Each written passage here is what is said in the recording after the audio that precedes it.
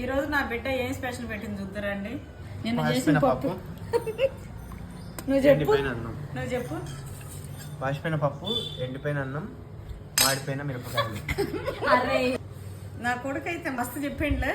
పాసిపోయిన పప్పు అంట, ఎండిపోయిన అన్నం అంట, మాడిపోయిన మిరపకాయలు అంట. వాళ్ళ అక్కనైతే ఎట్లా ఉడకాడిస్తాడంటే అబ్బా అబ్బా అబ్బా, నిజంగానే మాడిపోయినాను అన్న మిరపకాయలు.